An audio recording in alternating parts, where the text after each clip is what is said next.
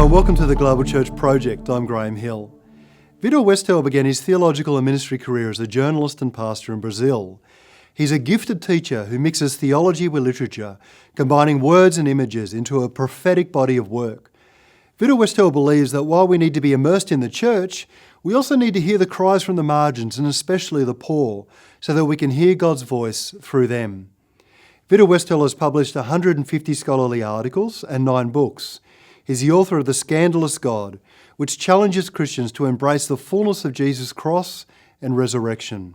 Professor Westhelle, welcome to the Global Church Project.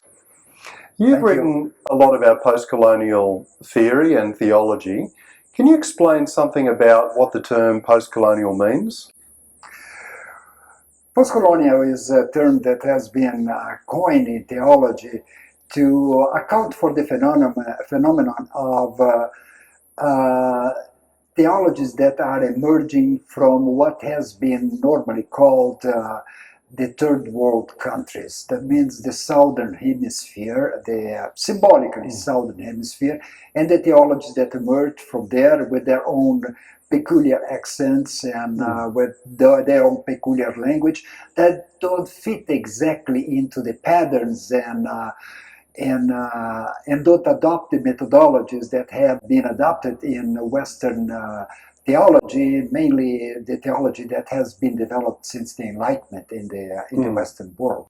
How did colonialism elevate certain voices and fail to listen to or ignore or marginalise other voices?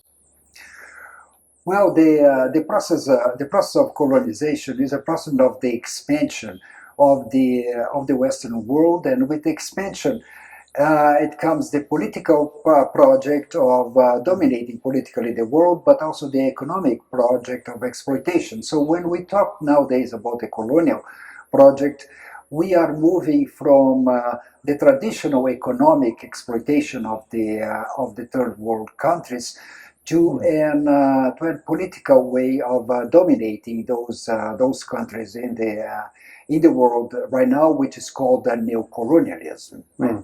So this exploitation that's political means that there is no longer the foreign presence in the territories that were once colonies, technically colonies. There are very few colonies left in the world in technical terms, but the colonialism continues to exist in the form of what we call neocolonialism nowadays. Yeah. And was that process of colonialism, of discovery, colonising and so on, that was the seedbed for post-colonial thought today?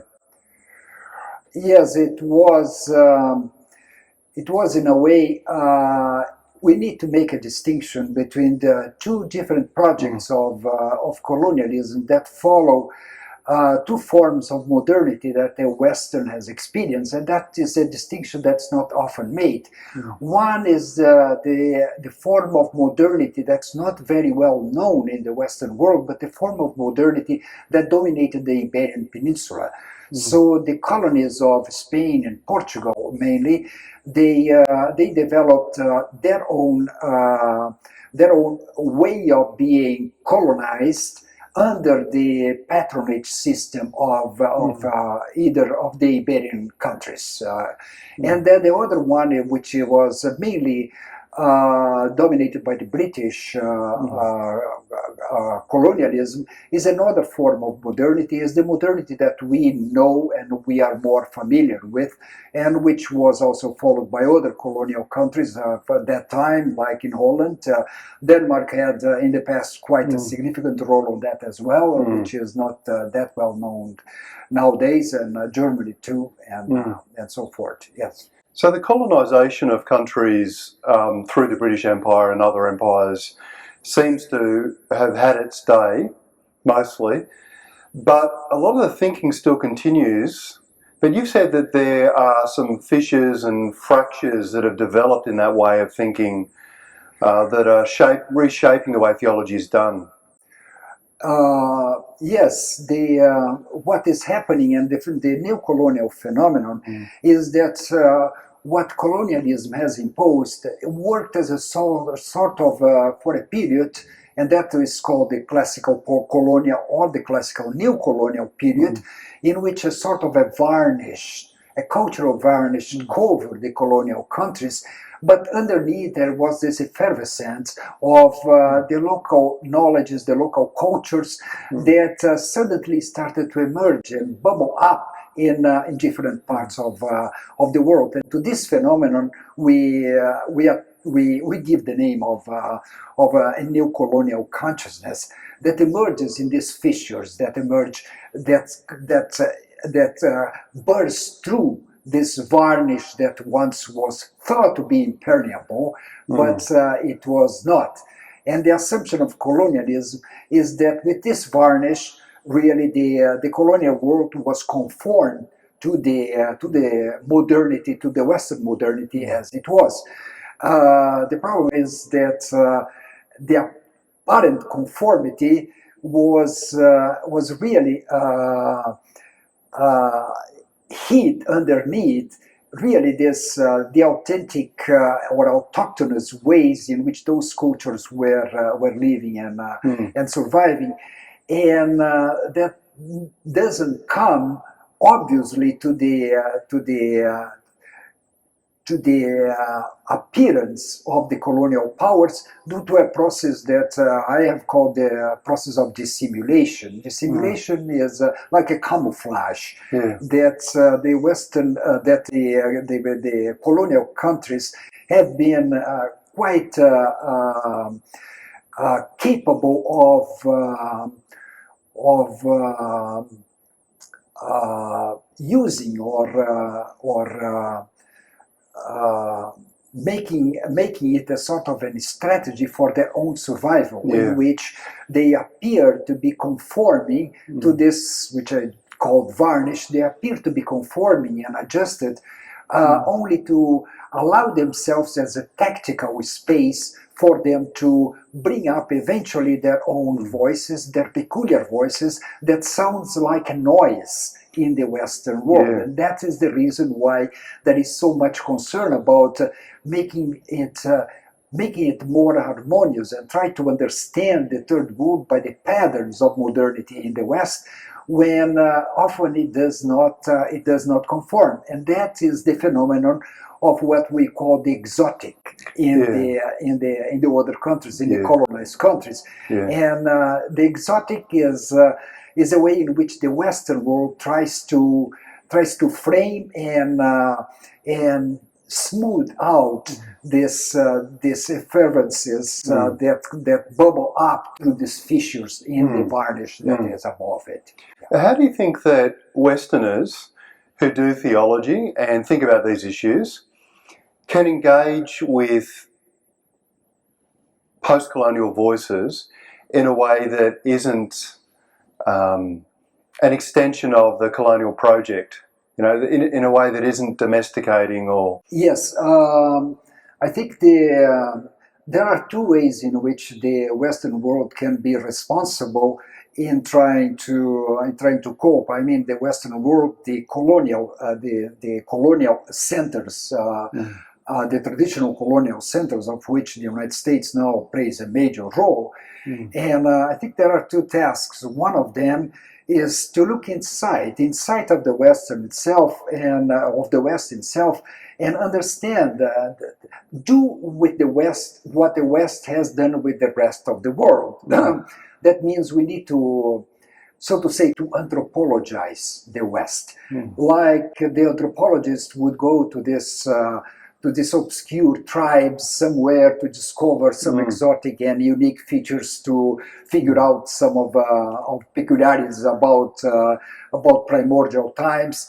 The same attitude needs to be turned into the West itself. That's what I mean by it's a term that has been coined by anthropologists that says we need to anthropologize the West. In this sense, we need to look at ourselves and see within ourselves a kind of peculiar way in which we try to think about reality, how we create categories, classifications, typologies, taxonomies, and so forth, and see the way in which we do it as a very peculiar and not necessarily something that has the universal pretensions as we normally assume it would have. Yeah. One of the words that's often used in this discussion is subaltern. I'm going to ask you a question about that term and associated issues in a minute, but can you explain to us what that term means? Yeah. The subaltern is a term that was created in the beginning of the 20th century by an Italian philosopher that spent more than half of his life in Mussolini's prison. His name was Antonio Gramsci. But the term has been adopted by postcolonial thinkers, and it describes a situation of subservience on the one hand, and on the other hand, the apparent docility in accepting this subservient status, and that comes along with the other concept that is very often used too, and it's the counterpart to the subalternity, which is hegemony. And so hegemony is domination without the overuse of force. So in the moment, to put it negatively, in the moment in which you have to put tanks on the street, then the hegemony has disappeared. Yes. But the hegemony, as long as it is commanding, is to keep people under subservient without the overt use of force. And those that are subservient under these conditions are called the subaltern. And it's important that those who are marginalised or subalterns are able to speak for themselves rather than somebody speaking for them by proxy. You talk a bit about self-portrait versus proxy. Can you describe that? Yes, there is a double mechanism in which the West tries to portray the countries that have been colonized, and sometimes it's done with the best of the intentions. There is no question about that. There is no malign intention in the portrayal that is being offered. But the two ways in which this representation is being done is one is by presenting a portrayal. The word itself already suggested a portrayal of what the reality is within a canvas that the West has created. So. What fits into that canvas is really decided by the West, and whatever is outside of that canvas, some weird stuffs, they are left out in the margin. This is one way in which it is the third world, the subaltern countries or peoples are portrayed. The other one is that we in the West pretend to own the voices and speak on behalf or for. This is the proxy form of representation. So we speak on behalf and we make judgments on behalf of what is happening. And so that happens very often, and sometimes with the criteria that was developed in the West, and as I said many times, with good intentions, but without noticing what the background is and what is the real voice that is coming there from the reality itself, and which once translated into Western language, it becomes like something outdated, conservative. I am thinking about the question of sexual orientation, for example, as far as the African countries and African churches are concerned, is a very misunderstanding of the way in which the economic perception of their own lives of many of these African nations is really the basis for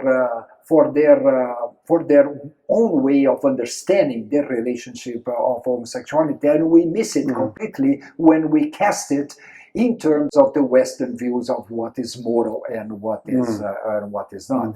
So, and that is what is so difficult is how to let those voices come and make them intelligible with the minimum amount of translation through which we already cast it, and we try to be the translators that are going to make it sound in a way in which we want to sound it, and then we eliminate what's most interesting and what is most autochthonous, which is the noise, to use communicative language, the communicative theory, right? The noise is really what is important, that which does not fit into the harmonious way in which some news are cast in the Western media. Yeah. Do you think it's possible for us to misrepresent our own culture when we speak for it by proxy?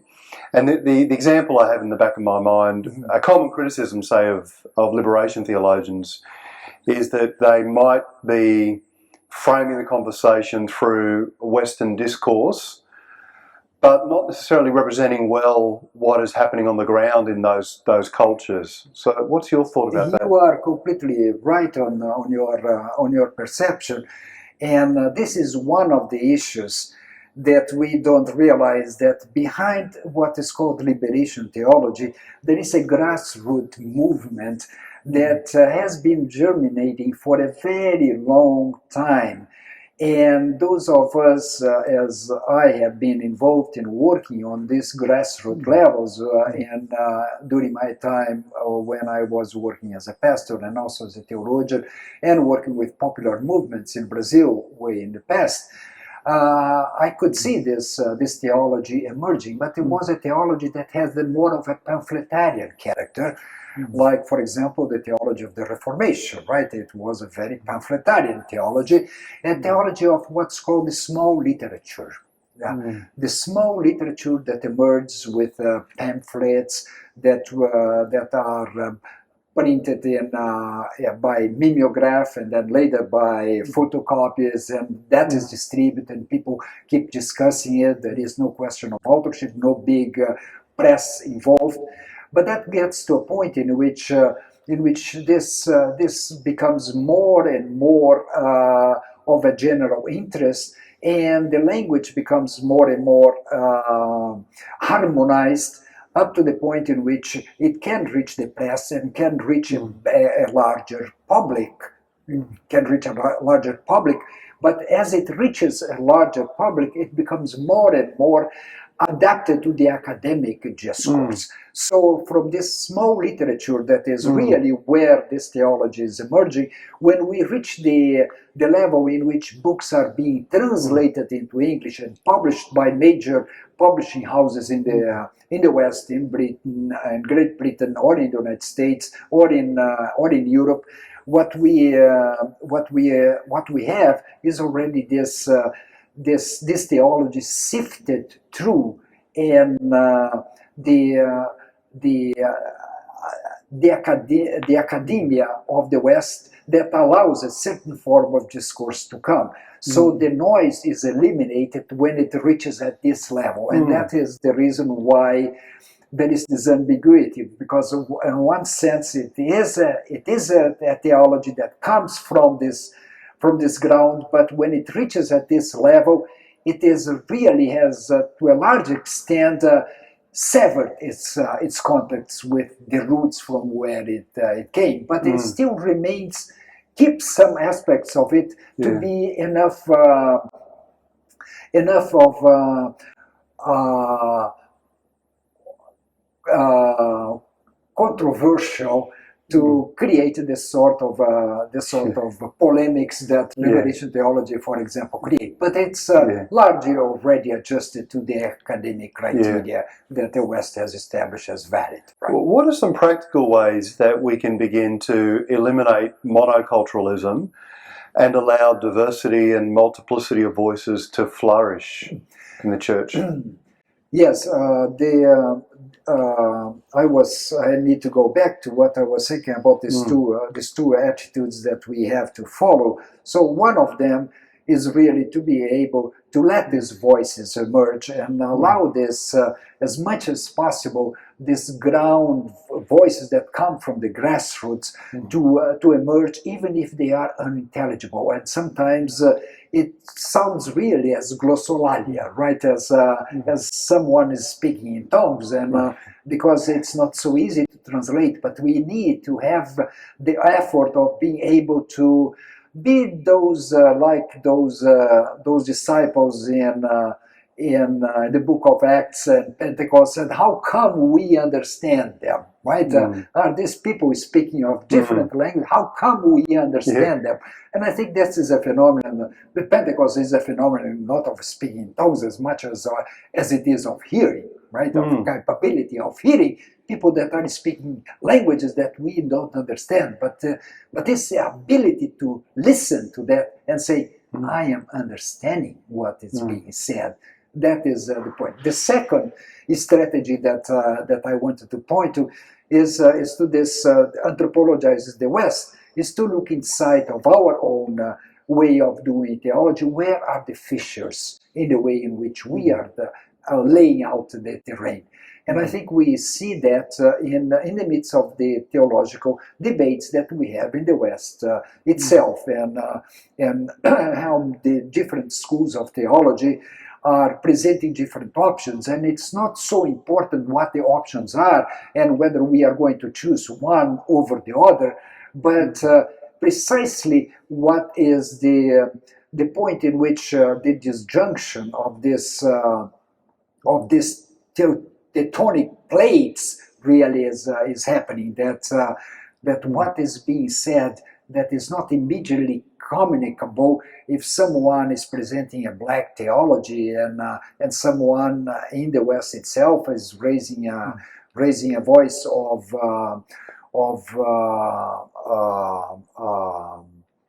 let's say intelligent design or something of this sort.